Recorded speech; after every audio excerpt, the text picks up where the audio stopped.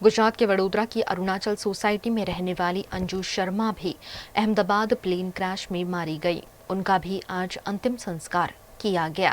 12 जून गुरुवार को अहमदाबाद एयरपोर्ट से लंदन के लिए उड़ रहा विमान 2 ही मिनट में क्रैश हो गया और फ्लाइट में सवार 241 लोग मौत की शरण में चले गए।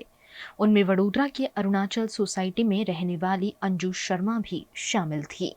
उनके परिजनों की डीएनए टेस्टिंग के बाद अब सैंपल मैच होने पर उनका पार्थिव शरीर परिजनों को सौंपा गया है।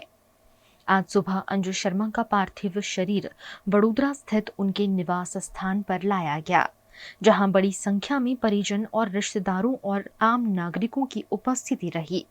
अंतिम यात्रा में सयाजीगंज विधानसभा के विधायक केयूर रोकड़िया, भाजपा नेता राजेश आयरे, स्थानीय नगर सेवकों समेत के अग्रणी भी शामिल हुए।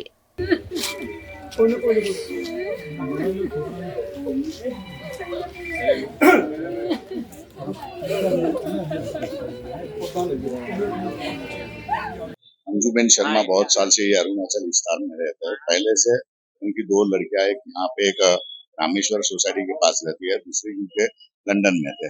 उनको मिलने के लिए जा रहे थे। ये पूरे देश भर के अंदर नहीं, पूरे विश्व भर के अंदर है।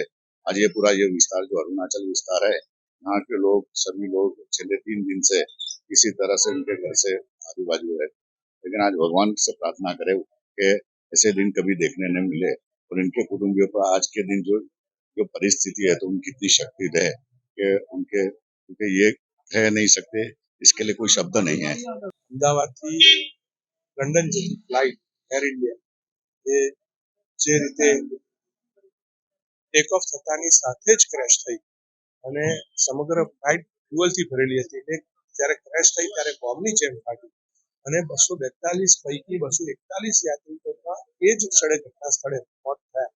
આ ખરેખર અને ત્યાં જે નીચે પણ ઉભા હતા, હોસ્ટેલમાં પણ હતા જ્યાં ક્રેશ થઈ ત્યાં પણ 20થી વધુ નાગરિકોના મોત થયા છે। ખરેખર એક હૃદયને કંપાવી દે એવી ઘટના છે। મનને વિચલિત કરનારી ઘટના એ ગુજરાતની અંદર બની છે।